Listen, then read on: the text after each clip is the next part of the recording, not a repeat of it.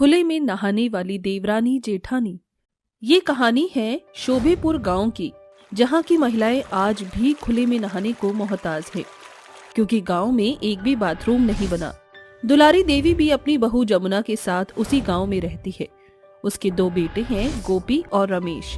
परिवार को गरीबी के गड्ढे से निकलने के लिए रमेश नौकरी करने शहर चला आया था, जहां उसने नौकरी के साथ अपनी पढ़ाई भी जारी रखी और अपनी मेहनत के बलबूते वो एक बड़ी मल्टीनेशनल कंपनी में कार्यरत हो गया। हेलो रमेश, मैं हूँ स्नेहा, तुम्हारी senior, but you can call मी स्नेहा। हाँ, ओके स्नेहा जी। तो बताओ, कहाँ के रहने वाले हो? मैं बहुत ही छोटे से गांव का रहने वाला हूँ स्नेहा जी, शोभेपुर।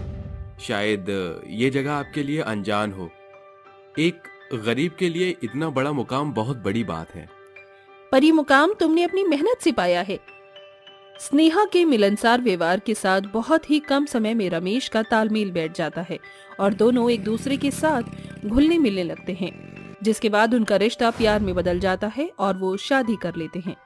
रमेश, हमारी शादी को 1 महीना हो गया। तुमने कहा था कि तुम मुझे बहुत जल्द अपने परिवार वालों से मिलवाओगे। हाँ, मैंने ट्रेन की टिकट बुक करा दी है। कल सुबह की ट्रेन से हम शोभेपुर जा रहे हैं। अगले दिन स्नेहा और रमेश शोभेपुर गांव आ जाते हैं। तभी जमुना आरती की थाली लिए हुए स्नेहा का स्वागत करती हुई कहती है, अरे वाह देवर जी, आप तो बड़ी सुंदर देवरानी लाए हैं। अब मैं तो गांव भर में इठलाऊंगी कि मेरी देवरानी के जैसे तेज तीखे नयन नक्श गांव भर की औरतों के नहीं है। अरे जेठानी जी, आप भी कम सुंदर थोड़े ही हैं, और आपकी बात तो गुड़ की डली जैसी है। क्षण भर के भीतर ही दोनों देवरानी जेठानी एक दूसरे के साथ घुल मिल जाती हैं। अगली सुबह स्नेहा कहती है, जेठानी जी, मुझे नहाना है, बाथरूम कहाँ है? मैं भी नहाने जा रही हूँ स्नेहा, चलो मेरे साथ। जमुना अपनी देवरानी को लेकर नहाने के लिए नदी की ओर निकल जाती है, जहाँ कई सारी औरतें झुंड बनाकर नदी में नहा रही होती हैं। औरतों को इस तरह खुले में नहाता देखकर स्नेहा स्तब्ध रह जाती है। अरे क्या हो गया देवरानी जी, तुम्हारी कदम तो नदी किनारे ही जम गई, नहाना नहीं है क्या? जेठानी जी, क्या यहाँ की महिलाएं यूं ही खुलेआम नहाती हैं? ये महिलाओं के लिए महफूज नहीं। अरे देवरानी जी, अभी तुम हाल फिलहाल में शहर से आई हो ना, इसीलिए तुम्हें खुले में नहाने में हिचक हो रही है। 1-2 दिन में आदत पड़ जाएगी, चलो। इसके बाद दोनों देवरानी जेठानी नहाने के लिए नदी में उतर जाती हैं। स्नेहा की हिचक उसके चेहरे पर छाई शिकन से साफ झलक रही थी। तभी रेवा कहती है, तो बताओ शहरी भाभी, कैसा लगा आपको औरतों के बीच बहती नदी में नहाकर? अच्छा लगा, मगर महिलाओं के लिए बाथरूम होना चाहिए। अरे भाभी, हम औरतें यूं ही अपने मन की खुशी से खुले में थोड़ी ही नहा रही हैं। गांव के मुखिया हर साल बातों के चौधरी बनकर चंदा वसूल लेता है, मगर बाथरूम बनवाने की बात से ऐन मौके पर मुकर जाता है। अब मैले तो रह नहीं सकते, इसीलिए नदी पर आकर नहाते हैं। ऐसे ही दिन गुजरते जाते हैं। दोनों जेठानी देवरानी निस दिन नहाने के लिए नदी पर आती हैं। शहर से आई स्नेहा पूरी तरीके से गांव के उस माहौल में घुल मिल चुकी थी। फिर एक सुबह जब दोनों देवरानी जेठानी नहाने के लिए नदी पर आती हैं, तो उन्हें नदी के बीचों बीच एक लड़की की तैरती लाश नजर आती है। उसका शरीर उघारे अवस्था में था, कंधे पानी के ऊपरी सतह पर तैर रहे थे, तो बाकी का हिस्सा पानी के गहरे गोते में समाया था। अरे ये तो हरिया काका की बेटी रूपा है, पता नहीं क्यों सरिता ने इसे खुद में क्यों समा लिया। जेठानी जी, रूपा मरी नहीं बल्कि मारी गई है। देखिए, उसके जिस्म पर खरोचने के निशान हैं, जैसे किसी ने उसे नदी में अकेला नहाता पाकर जबरदस्ती की हो। हमें इस बात की तह तक जाना चाहिए, क्योंकि अब बात औरतों की आबरू पर बन गई है। उस दिन से दोनों देवरानी जेठानी नदी पर नजर जमाए रहती, मगर उन्हें कोई सबूत नहीं मिलता। फिर एक शाम बनवारी उनके घर आता है। उसकी आंखें आंसू से तरबतर थी। क्या बात है बनवारी काका, आप यहाँ? अरे स्नेहा, जमुना, गजब हो गया। मेरी बेटी रेवा सवेरे नदी पर नहाने के लिए निकली थी। सवेरे से सांझ ढल गई, पूरी नदी छान मारी, मगर वो कहीं नहीं मिली। पता नहीं मेरी फूल सी बच्ची ने किसका क्या बिगाड़ा था। काका, आप परेशान मत होइए, आपकी परेशानी हमारी परेशानी है। चलिए एक बार और नदी पर चलते हैं, शायद कोई सुराग छूट रहा हो। गांव के सभी जन देवरानी जेठानी के साथ मशाल लेकर नदी पर आते हैं, जहां स्नेहा को एक लॉकेट नजर आता है। जेठानी जी, आपने इस लॉकेट को देखा है? अरे ये तो मुखिया जी के आदमी लाखन का लॉकेट है। इतने के बाद सभी मुखिया की हवेली पहुंचते हैं, जहां लाखन रेवा को बोरी में भरकर ट्रक में डाल रहा था। लाखन, रेवा कहाँ है? अरे हम का जाने कहाँ है रेवा? झूठ मत बोलो, मैं अच्छी तरह जानती हूँ कि तुमने रेवा को नदी से गायब किया है। अपना कच्चा चिट्ठा कबूल कर लो। अरे ओ दुलारी की बहुरिया, सुध बुध बिसरा दिया है क्या? मेरे आदमी पर उंगली उठाने की तेरी हिम्मत कैसे हुई? नदी पर नहाने के बहाने भाग गई होगी किसी परदेसी बाबू के साथ। अचानक स्नेहा की निगाह ट्रक पर छिटक पड़ती है और वो शक भरे स्वर में कहती है, क्या भरा है इस बोरी में? खोलो इस बोरी को। अरे तू क्या खुद को सीआईडी इंस्पेक्टर समझती है जो हम तेरी सुने? अनाज का ट्रक है ये। मुखिया जी के भाड़े की टट्टू, चुपचाप बोरी खोल, वरना। जैसे ही लखन बोरी खोलता है, उसमें रेवा बेहोश पड़ी होती है और ट्रक की बाकी बोरियों में भी लड़कियां होती हैं। ये देखकर गांव वालों का गुस्सा मुखिया पर फूट पड़ता है। नीच कमीने, अब समझ आया गांव की नदी से गायब होने वाली लड़कियां भागती नहीं थी, बल्कि तू शहरियों के हाथों उनका सौदा कर देता था। तभी तू बहाने बनाकर बाथरूम बनाने की बात टालता था ताकि लड़कियों को नदी से अगवा कर सके। जी तो करता है तेरे खून से नहा जाऊं। मुझे माफ कर दो, मेरी जान मत लो, चाहे तो मेरी सारी संपत्ति ले लो। तुम्हारी संपत्ति से क्या उन बेबस बाप की बेटी लौट कर आ जाएंगी? इन जैसे समाज के दोगले सूबेदारों के कारण ही गरीबों की बेटी की जिंदगी दांव पर लगती है। गरीबों की बेटियों का सौदा करके बहुत संपत्ति बटोर ली तुमने, मगर अफसोस इसे भोग नहीं सकोगे। अब बचा कुचा बुढ़ापा जेल में चक्की पीस कर काटना। नहीं नहीं, मैं तुम दोनों देवरानी जिठानी के आगे हाथ जोड़ता हूँ, मुझे जेल मत भेजो। यही तुम्हारे गुनाहों का सबब है राम सिंह। तुमने जिन गरीब बाप के जीवन में अंधेरा किया है, इसीलिए तुम्हारे जीवन में भी रोशनी छिननी चाहिए। इसी के साथ मौका वारदात पर पुलिस वहां पहुंच जाती है और मुखिया और उसके आदमियों को रंगे हाथ पकड़कर उन्हें जेल में डालती है, जहां कोर्ट के कटघरे में उन्हें आजीवन कारावास की सजा होती है। स्नेहा, जमुना, आज मुझे अपनी दोनों बहू पर नाज है, जो मुखिया की सच्चाई सीधे सादे गांव वालों के सामने लेकर आई। माँ जी, अब हर घर में बाथरूम बनेगा। अब किसी भी गरीब की बेटी खुले में नहीं नहाएगी। राम सिंह ने गरीब गांव वालों से जो चंदा बटोरा था, अब वो रकम बाथरूम की लागत में लगेगी, ताकि हर घर की बहू बेटियां चार दीवारी में बेखौफ होकर नहा सके। पूरा गांव स्नेहा की ऊंची सोच की सराहना करता है। लखन और राम सिंह को उनके किए की सजा मिल जाती है और दोनों देवरानी जेठानी की सूझबूझ से गांव के हर एक घर में बाथरूम की नींव धरती है, जिसके बाद कोई भी औरत फिर कभी खुलेआम नदी पर नहाती हुई नजर नहीं आती। ठंड में गरीब दर्जी की बेटी। वो गरीब दर्जी आंखें गड़ाए हुए सिलाई मशीन पर बैठी लोगों के कपड़े सिल रही थी कि अचानक से उसके हाथ रुक जाते हैं। लाख लोगों के कपड़े सिलकर भी अब तक घर का किराया नहीं जुड़ा और मकान मालिक ने मुझे कल तक की मोहलत दी है। क्यों भगवान, मेरी किस्मत पर अपनी कलम चलाकर मुझे गरीब बनाकर क्या मिला? अब बस कल इस लाचार माँ की लाज रखना। जैसे तैसे रात गुजरती है कि सवेरे की किरण छटते ही मनचंद जोर जोर से दरवाजा पीटकर बोलता है, दामिनी, अरे ओ दामिनी, दामिनी, अरे दरवाजा खोलो। अरे मनचंद जी, आप यहाँ? अरे क्यों, क्या अब मेरी ही जमीन पर कदम रखने के लिए मुझे मलकियत मांगनी पड़ेगी? जल्दी से मकान का पैसा दे। इस बार मैं तेरी बहानेबाजी में आकर तुझे बख्शने वाला नहीं हूँ। मनचंद जी, मुझे थोड़े से वक्त की मोहलत दे दीजिए। मेरे पति काम करने परदेश गए हैं, उनके आते ही मैं आपकी पाई पाई चुका दूंगी। ये सुनकर मनचंद जोर जोर से हंसते हुए कहता है, क्या कहा? तेरा पति परदेश गया है? अरे अपने दर्जी की दुनिया से बाहर निकल। परसों तेरे पियक्कड़ पति की लाश चौराहे पर पड़ी थी, और इतना ही नहीं, लाश को लावारिस जानकर नगर पालिका के लोग उसी दिन उसे उठा के ले गए, और अब तुम दोनों माँ बेटी भी चलती बनो यहाँ से। मनचंद जी, मुझ गरीब पर ऐसा गजब मत करिए। मुझे और मेरी बेटी को बेघर मत कीजिए। हम कहाँ जाएंगी? अरे कहीं भी जाकर मरो, मुझे उससे क्या करना है। उस दिन गरीब दर्जी दामिनी के सर पर जैसे दोहरे दुखों का पहाड़ आ गिरा था। वो खुद को संभालते हुए सिलाई मशीन और कुछ जरूरत का सामान लेकर निकल पड़ती है, लेकिन बगैर पैसों के उन्हें पनाह देता भी तो कौन। चलते चलते वो एक पाइपलाइन के पास आकर पहुंच जाती है। माँ, हम यहाँ क्यों रुक गए? रानी बेटी, इस वक्त तुम्हारी माँ के पास पैसे नहीं, इसलिए अब यही हमारा घर है। रानी सिर्फ 10 साल की ही थी, मगर उसके अंदर दुनियादारी की बड़ी समझ थी। अब दोनों माँ बेटी ने बड़े से पाइपलाइन के अंदर ही अपना बसेरा बना लिया। दिन बदलते गए और सर्दियां शुरू हो गई। माँ, मुझे बहुत तेज ठंड लग रही है। हम ये ठंड का मौसम इस पाइपलाइन में कैसे काटेंगे? तू चिंता मत कर रानी बिटिया, मैं कुछ करती हूँ। अपनी बेटी को दिलासा देते हुए वो दर्जी माँ लोगों के घर का दरवाजा खटखटा कर लोगों को कपड़े सिलने की बात बताती है, मगर उसका बिगड़ा हुआ होलिया देखकर सभी उस गरीब दर्जी को दुत्कार देते हैं। हर जगह देख लिया, कोई भी मुझसे कपड़े नहीं सिलवाना चाहता। अब क्या होगा? अब क्या होगा?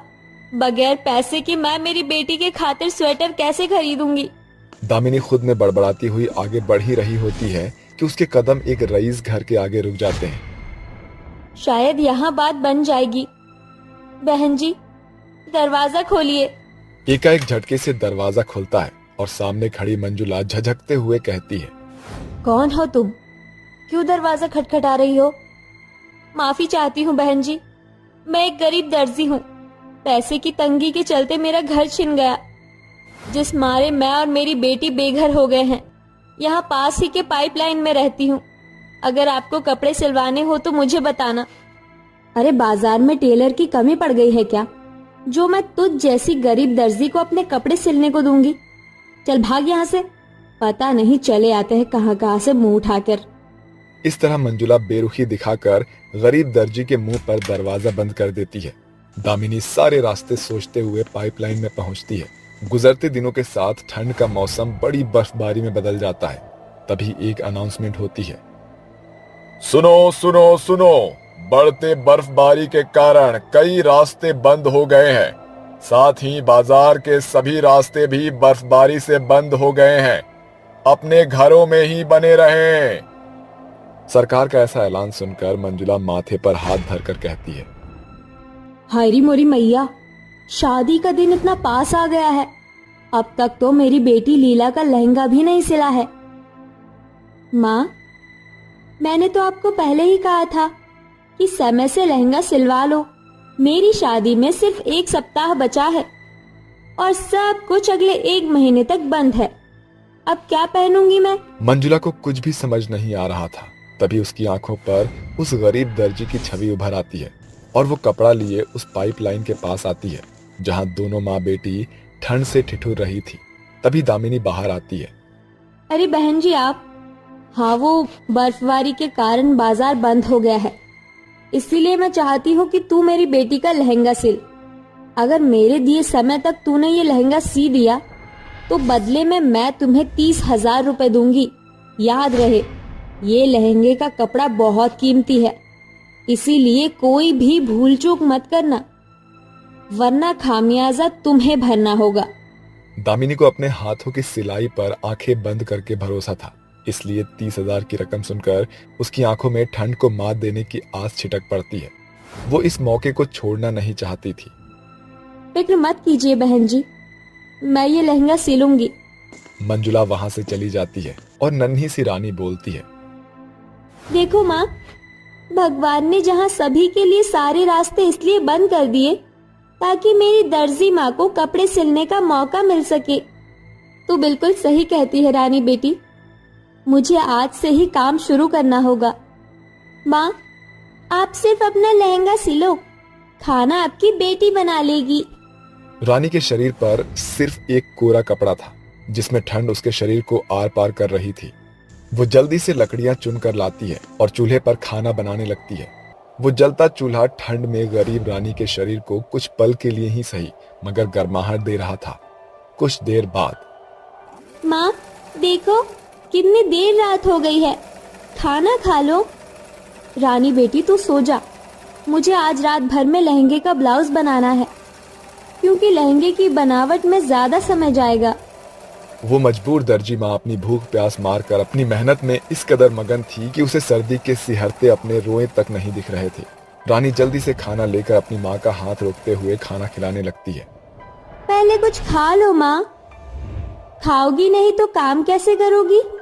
ये सुनकर दामिनी की आंखों में ठहरे हुए आंसू फूट पड़ते हैं और वो फपक फपक कर रोते हुए बोलती है, भगवान मुझ गरीब माँ को कैसा दिन दिखा रहा है।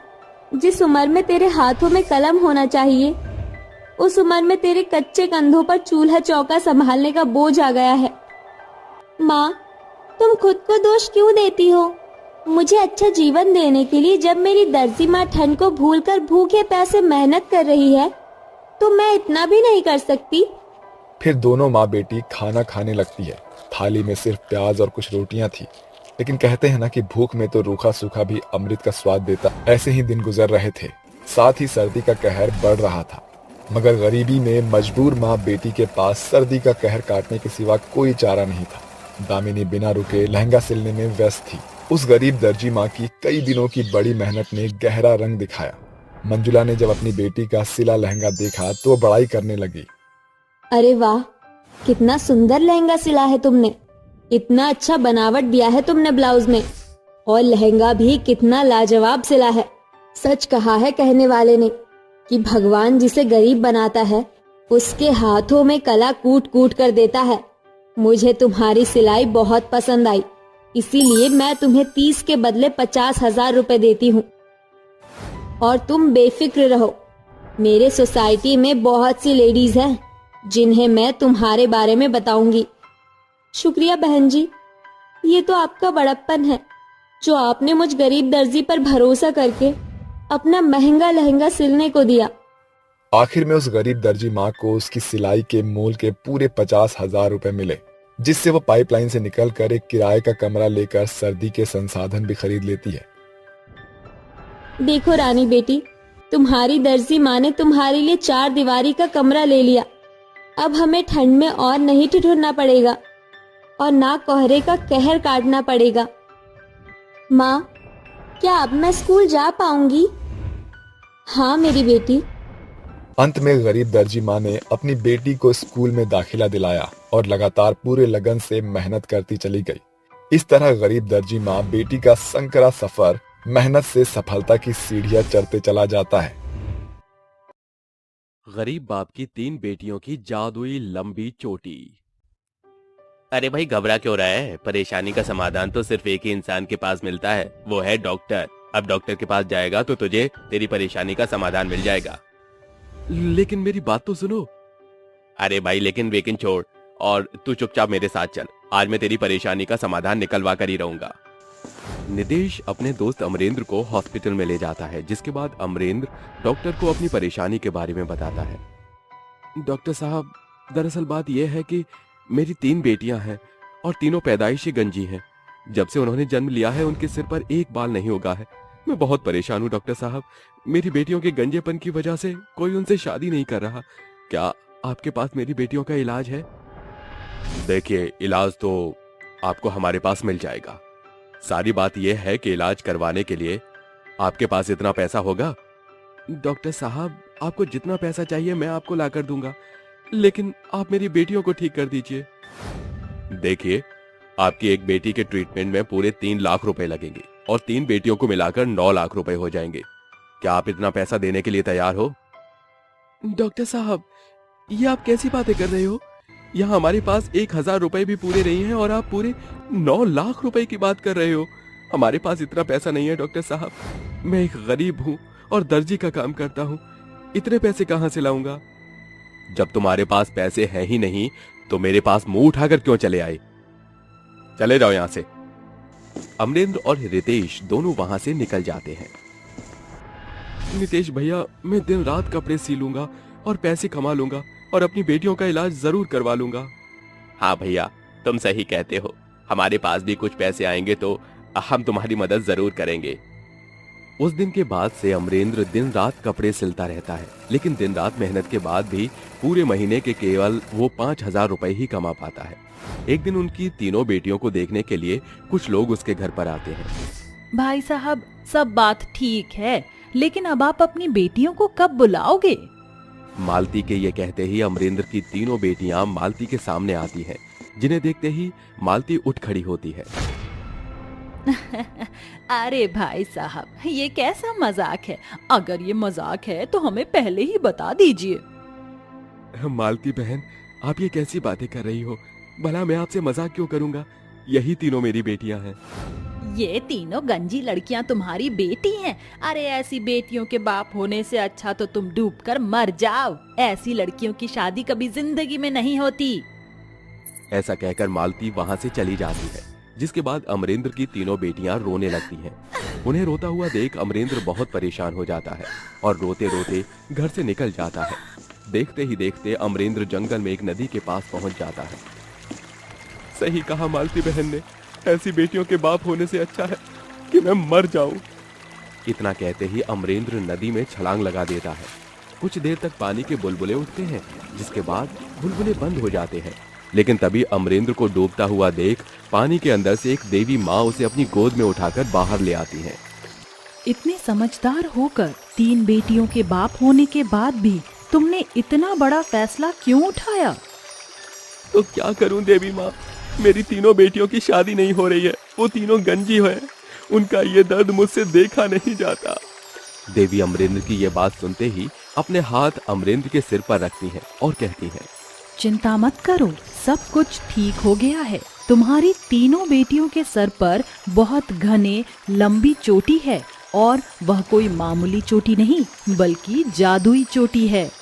लेकिन उनके बाल जादुई हैं, इसका पता उन्हें कैसे लगेगा?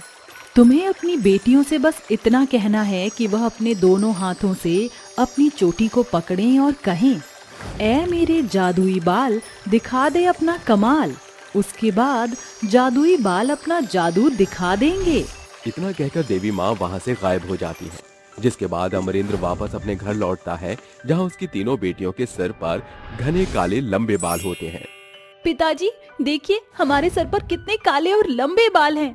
ये तो किसी जादू से कम नहीं। मुझे तो यकीन ही नहीं होता कि मेरे सर पर इतने काले घने लंबे बाल हैं। देखो पिताजी, इन बालों की मदद से हम तीनों बहनें कितनी खूबसूरत लग रही हैं।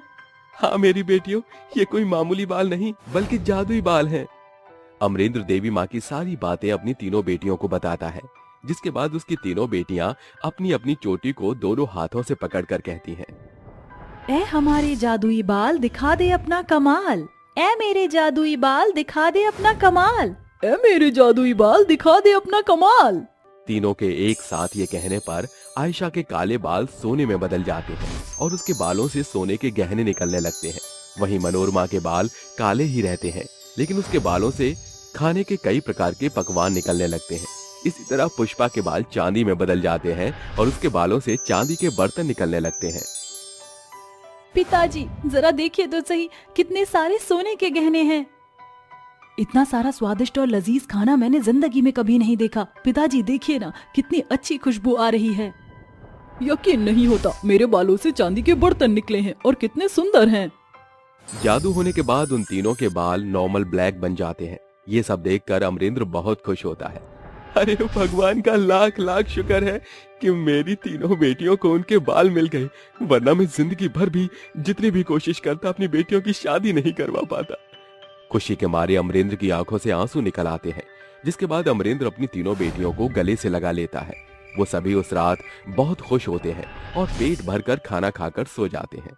अगले दिन अमरेंद्र खुशी खुशी अपने गांव के पंडित के पास जाता है और कहता है, अरे देखो पंडित, अब मेरी तीनों बेटियों के सिर पर बहुत खूबसूरत काले लंबे बाल हैं और वो बहुत सुंदर भी लग रही हैं।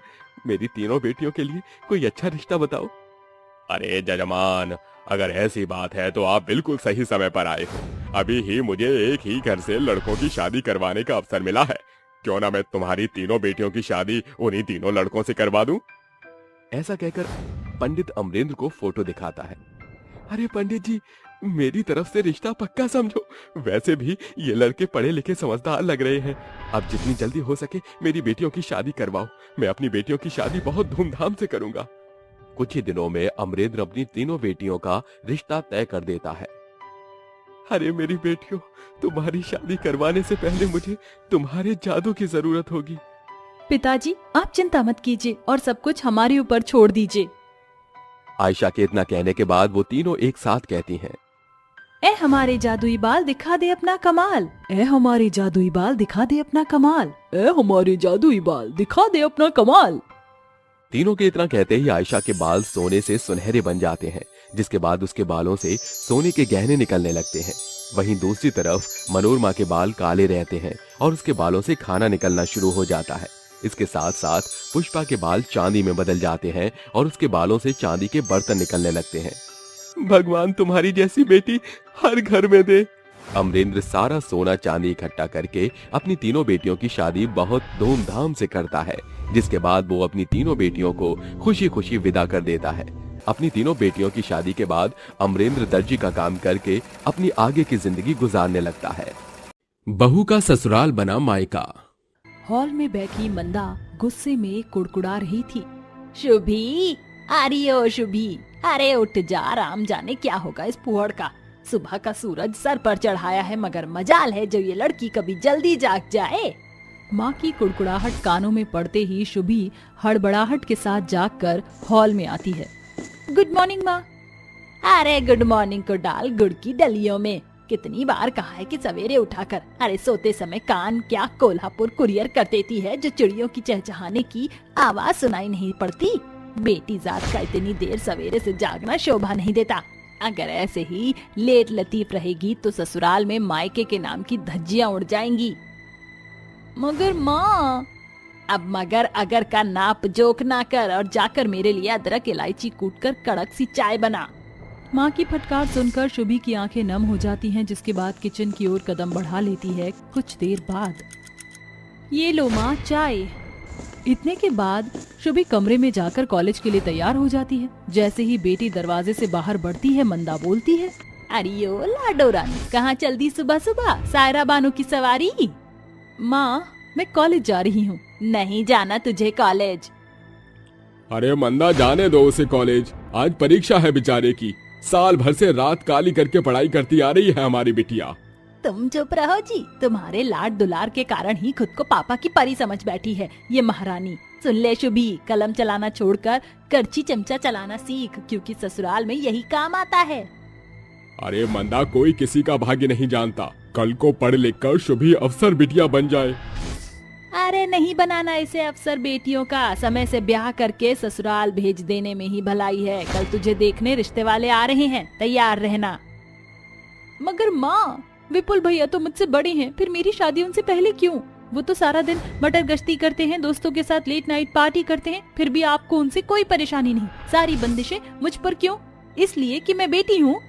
बेटी को अपने हक के लिए बोलते देखकर गुस्से में तमतमाई हुई माँ ताव में आकर शुभी को जोरदार तमाचा मारती है। बस शुभी, बेटी है, बेटी के जैसे रह, बड़बोली मत बन और बात बात में अपने भाई की बराबरी ना किया कर। तेरी भलाई इसी में है, सीधे मन से ससुराल चली जा। इसी तरह दिन बीतते हैं, जिसके साथ शुभी की शादी एक जॉइंट फैमिली में हो जाती है। ससुराल की दहलीज पर खड़ी शुभी के मन में सैकड़ों सवाल उफन रहे थे। पता नहीं मेरे ससुराल वालों का मिजाज कैसा होगा, इतने सारे नए चेहरों के बीच में कैसे घुल मिल पाऊंगी। दीपाली बहू, आगे आकर अपनी देवरानी का स्वागत करो। जी माँ जी। आओ देवरानी जी, ससुराल में तुम्हारा स्वागत है। शुभी बहू, मैं तुम्हारा सभी से परिचय कराती हूँ। ये तुम्हारी जेठानी है दीपाली, ये दिलकुश तुम्हारा देवर, ये निम्मी तुम्हारी ननद और मैं तुम्हारी सास, और ये तुम्हारी दादी सास। चलिए देवरानी जी, मैं आपका कमरा दिखाती हूँ। दीपाली शुभी को कमरे में छोड़कर चली जाती है। तभी अनिकेत शुभी का परेशान चेहरा देखकर पूछता है, शुभी, तुम ठीक हो ना? जी। फिर तुम्हारे चेहरे पर ये टेंशन क्यों टिमटिमा रही है?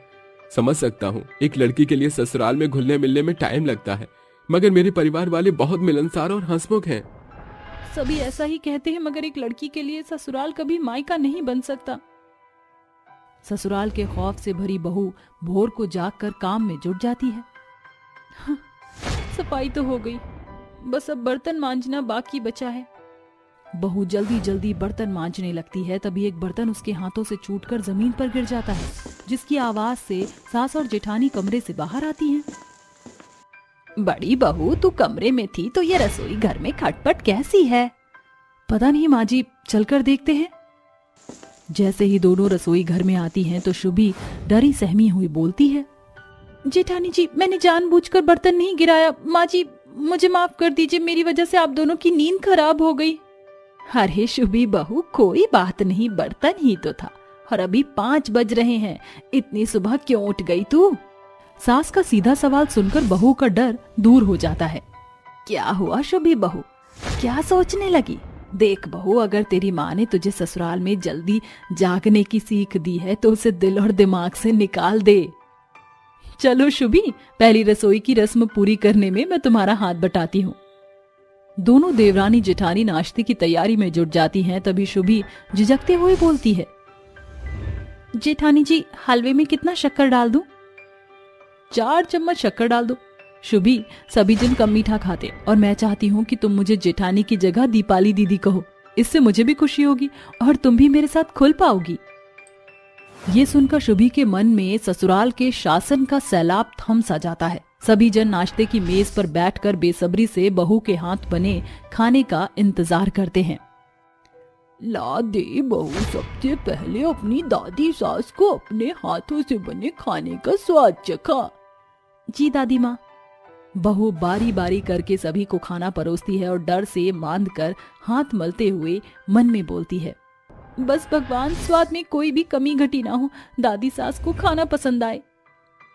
राम ही राखे। क्या हुआ दादी माँ, खाना अच्छा नहीं बना क्या? अरे खाक अच्छा बनाया है खाना, दाल नमक के मारे माहौर है और सब्जी में जायके की जगह जहर भरा है, पूरी बर्नी सी सब्जी में उड़ेल दी है। अरे यही सिखाया है तुझे तेरे मायके वालों ने? दादी सास के तीखे ताने सुनकर बहू की आंखों से आंसू डबडबा जाते हैं और वह बोलती है, माफ कर दीजिए दादी माँ, मैं दूसरा खाना बना लाती हूँ। बहू को ऐसा रोता देखकर दादी सास का दिल पसीज पड़ता है और वह बोलती है, अरे नहीं बहू, मैं तो तेरी टांग खिंचाई कर रही थी। अच्छा खाना बनाया है मेरी बच्ची, और कोई भी पेट में से सीख कर थोड़ी आता है, इंसान गलतियों से ही सीखता है। तेरी दादी माँ 4 दिन में तेरा हाथ नपातुला बना देगी। इतने के बाद दादी सास अपने हाथों में पहने कंगन बहू को पहनाते हुए कहती है, ये ले मेरी बहू, मेरी ओर से तेरी पहली रसोई का उपहार, ये कंगन तेरे। मगर दादी माँ, ये तो आपके गहने हैं। मगर ये कंगन तेरी कलाई में फब रहे हैं। बहू, बेखौफ होकर रहना सीख, ये तेरा ससुराल है, कोई कैद खाना नहीं जो तुझे अल्पभाषी बनना पड़े या भोर को उठना पड़े। ससुराल वालों के अपार स्नेह और साथ से बहू पूरे तौर से अपने ससुराल वालों के बीच घुल मिल जाती है और देखते ही देखते बहू का जन्मदिन आता है। सवेरे जब शुभी अपने कमरे से बाहर आती है तो पूरा घर गुब्बारों से सजा हुआ था। तभी दिलकुश और निम्मी बर्थडे सॉन्ग गाते हुए कहते हैं, happy birthday to you, happy birthday to you, happy birthday dear bhabhi, happy birthday to you. तुम दोनों को मेरा जन्मदिन कैसे पता चला? अरे क्यों भाभी, जब आप हमारी पसंद नापसंद को पता कर सकती हैं तो हम आपका जन्मदिन कैसे जाया जाने दे सकते हैं? हाँ भाभी, आपके लिए सुंदर सा गाउन खरीद कर लाई हूँ, आज शाम को आप वही पहनना। शाम को पूरा परिवार मिलकर बहू का जन्मदिन मनाता है। मंदा और प्रताप भी पार्टी में उपस्थित थे। माँ, पिताजी आप?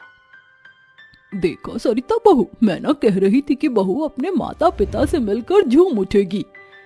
शुक्रिया दादी माँ, आप सभी ने मेरे इस दिन को खुशियों से भर दिया। सुना था कि ससुराल शासन का दूसरा नाम है, मगर मैं बड़ी सौभाग्यशाली हूँ जो मुझे मायके से बढ़कर स्नेह करने वाला ससुराल मिला है, जहाँ बहू पर बंदिश नहीं लगाई जाती। काश कि हर ससुराल ऐसा हो तो बेटी को मायके की कमी महसूस ना होगी। उस पल शुभी की आंखों में खुशी की चमक इठला रही थी। वहीं मंदा के मन में अपनी बेटी पर लगाई बंदिशों की छवि उतरी हुई थी। मंदा ने जिस बेटी को मायके में खुलकर जीने पर मोहताज कर दिया था, आज उसे ससुराल में मायके से बढ़कर स्नेह, सत्कार और साथ मिल रहा था, जिसकी अभिलाषा लिए हर बहू मायके से ससुराल आती है। जादुई चक्की। तारा अपनी बूढ़ी दादी मनोहरी के साथ जगतपुर गांव में रहती थी। तारा ने होश भी न संभाला था कि उसके माता पिता मौत की नींद सो गए, जिसके बाद तारा के लालन पालन का भार बूढ़ी दादी के कंधों पर पड़ गया। मगर मुश्किल हालातों में भी मनोहरी ने हार नहीं मानी। वह अपनी पोती को पीठ पर बांधकर कभी खेत में तो कभी ईंट की धधकती भट्टी में मेहनत किया करती। समय का पहिया दिन, सप्ताह और महीनों के मोड़ पर घूमता रहा और तारा 12 साल की हो गई। 12वें जन्मदिन की ढेरों बधाइयां मेरी बच्ची। अपनी बूढ़ी दादी को माफ कर देना, मेरे पास तुझे देने के लिए कोई तोहफा नहीं। ऐसा कहकर मनोहारी की आंखों में गरीबी की घनघोर घटाएं घिराती हैं। तभी तारा बोलती है, ओहो दादी माँ, आपका साथ होना मेरे लिए सबसे बड़ा उपहार है। मुझे और क्या चाहिए, मगर इस साल मुझे आपसे वादा चाहिए कि अब से मैं भी आपके साथ खेती बाड़ी के काम में हाथ बटाऊंगी। यही मेरे मन की अभिलाषा है। अरे मेरी प्यारी पोती, ठीक है, कल से हम साथ चलेंगे। अपने जन्मदिन के अवसर पर तारा को खाने में रोटी और आलू की सब्जी के कुछ फांक नसीब होते हैं, जो बाकी दिन की प्याज और रूखी सूखी रोटी से बढ़कर था। गरीबों का जीवन होता ही ऐसा है, जहाँ एक ओर ऊंचे लोग अपनी रईसी भरे रुझान की शान बनाए रखने के लिए खाने पर हजारों और लाखों खर्चने पर भी नहीं चूकते, वहीं गरीबों को कभी रूखा सूखा खाकर रात काटनी पड़ती तो कभी पानी पीकर ही पेट भरना पड़ता। देर रात जाग रही तारा अपने दिल की गहराई से कहती है, काश कि मुझे आज के दिन केक का और गुलाब जामुन लुत्फ उठाने को मिलता तो मेरा बर्थडे कितना बेहतरीन बीतता, मगर जो मुमकिन ही नहीं, खामखा उसके ख्वाब क्यों बुनना। इतना बोलकर तारा मीठी नींद में घुल मिल जाती है। तभी घर के कोने में रखी उस पुरानी सी चक्की से एक तेजोमय सुनहरी रोशनी प्रकाशमान होकर घूमने लगती है। तभी चक्की के पत्थर पर आंख मुंह नाक उत्कीर्ण होता है और वह चक्की जैसे जी उठती है। तुम्हारा हुक्म सर आंखों पर तारा। मैं जादुई चक्की तुम्हारे टूटे मन की मनोरथ पूरी करता हूँ। कल सुबह तुम केक का स्वाद जरूर भोगने पाओगी। इतने के बाद चक्की के अंदर से परात भरकर गर्मा गर्म गुलाब जामुन से भरी परात और स्वादिष्ट सा स्ट्रॉबेरी केक जादुई सुनहरी चक्की के ऊपरी सतह पर प्रकट होती है। सुबह जब तारा चक्की पर यह देखती है तो उसकी आंखें इठला उठती हैं। अरे वाह, ये तो मेरी मनपसंद मिठाई है और केक भी। जरूर रात दादी माँ ने मुझे बोलते हुए सुन लिया होगा, तभी चक्की पर मिठाई और केक रख छोड़ा है। तारा खुशमन से अपने सवाल को सुलझा ही रही थी, तभी मनोहरी आंख मीचते हुए उठती है और तारा अपनी दादी से चिपट कर कहती है, इस बेनजीर उपहार के लिए बहुत शुक्रिया दादी माँ, आपने तो चक्की पर 4 चांद लगा दिए। जादुई चक्की से अनजान मनोहरी चिंता में पड़ जाती है, मगर अपनी पोती की आंखों में झिलमिलाती खुशी देखकर उसकी चिंता मध्यम हो जाती है। समय बीतता है, दोनों दादी पोती पूस के कड़ाके की सर्दी में काम पर निकल जाती हैं। जय राम जी की जमुना दास जी, आज कौन से खेत का खरपतवार साफ करना है? मनोहरी, अब सारे खेत एकदम साफ हैं, बस फसल की कटनी बची बाकी है। एक बार गेहूं की बालियां पक जाए तो तुम्हें बुलाहट भेजूंगा। इसके बाद मनोहरी अपनी पोती को लेकर खेत की डगर से होते हुए भूषण की भट्टी में आती है। भूषण भाई, ईद के मन के पक गए हो तो मैं टोकरी दिला दूं। माफ करना मनिहारी मौसी, तुमने आने में देर कर दी। भट्टी पर बहुत मजदूर हैं, आज इन्हें ही मेहनताना चुकाना भारी पड़ने वाला है। माफ करना, अब इन मजदूरों के पेट पर लात मारना भली बात नहीं होगी ना। मैं समझ सकती हूँ भूषण।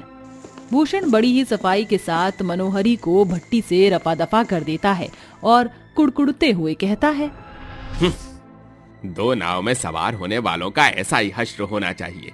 जरूर खेत में कटनी सोहनी का काम नहीं होगा, तभी मुंह उठाकर भट्टी पर आई थी ये मनोहारी मौसी। चारों ओर सर्द भरी ठंडी ठंडी हवाएं बह रही थीं। दोनों दादी पोती की काया ठंड के कहर से कांप उठी थी। वह जल्दी जल्दी घर के लिए कदम बढ़ा रही थी, तभी बूढ़ी मनोहरी मन ही मन चिंता में घुली जा रही थी।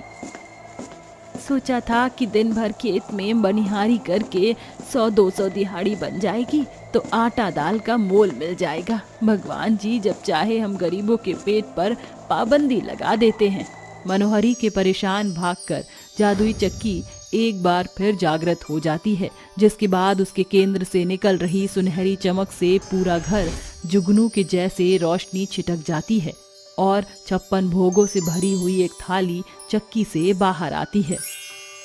मुझे उनके कदमों की आहट सुनाई दे रही है, अब मुझे पत्थर में स्थिर होना होगा। जैसे ही मनोहरी और तारा घर में घुसती हैं तो जादुई चक्की पर रखे 56 भोगों से भरी थाली देखकर उनकी सूनी आंखें चकाचौंध हो उठती हैं। दादी माँ, ये हमारा घर खाने की खुशबू से कैसे महक उठा है, जैसे यहाँ हलवाई ने डेरा डाला हो। अरे वाह, चक्की पर कितने सारे स्वादिष्ट पूरी पकवान से भरी थाली रखी है। मेरे मुंह में तो पानी आ रहा है। ये कैसे मुमकिन हुआ?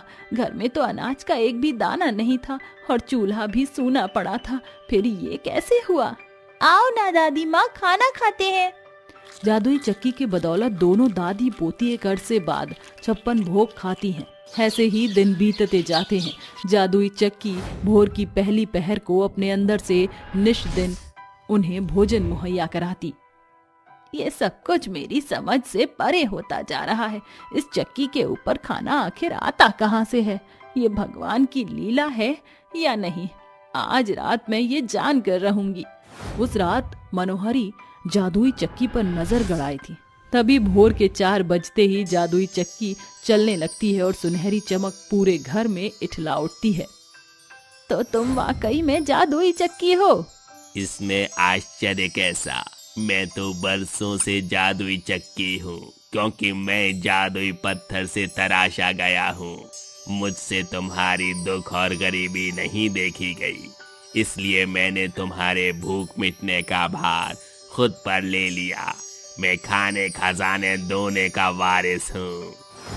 तो क्या तुम हमारी गरीबी मिटा सकते हो? क्या हमें इस गरीबी के गड्ढे से बाहर निकाल सकते हो? हाँ बिल्कुल। इतना कहते हुए जादुई चक्की सुनहरी चमक से भरकर अपने भीतर से खरे सोने के सिक्के झमाझम बरसाने लगता है और सिक्कों की खनक से तारा की नींद टूट जाती है। इतने सारे सोने के सिक्के, ये तो चक्की के अंदर से निकल रही है। ये कैसा अजूबा है? चाहो तो तुम मुझे जादुई चक्की को 8वां अजूबा बुला सकती हो तारा। तुम तो इंसानों की तरह बात भी कर रही हो। दादी तो कहती थी कि पत्थरों में जान नहीं होती, फिर ये पत्थर की चक्की कैसे बोल रही है? क्योंकि मैं जादुई चक्की हूँ तारा, इसलिए मैं चलने के साथ बोल भी सकता हूँ। वक्त मेरे हाथों से छूट रहा है। अब मैं अगले 24 घंटे बाद ही जादुई चक्की के अक्ष में जाऊंगा। तब तक के लिए अलविदा। तुमने हम गरीब बेसहारा की भूख मिटाई है। जादुई चक्की, हम तुम्हारे एहसानमंद हैं। ये तो मेरा फर्ज था, क्योंकि तुमने जो मुझे अपने घर में पनाह दी, ये धन उसका ही प्रतिफल था मनोहरी। एकाएक जैसे ही सूरज बादलों की गोद से बाहर आता है, सुबह की किरण छट जाती है, जिसके साथ जादुई चक्की स्थिर हो जाती है। मनोहारी उन सोने के सिक्कों को सुनार से बेच देती है, जिसके बदले में उसे बहुतायत पैसे मिलते हैं, जिससे उनके घर पर छाई घनघोर गरीबी की बदरा छट जाती है और वह सुंदर से घर का निर्माण करने के बाद खुशहाल जीवन बिताने लगते हैं।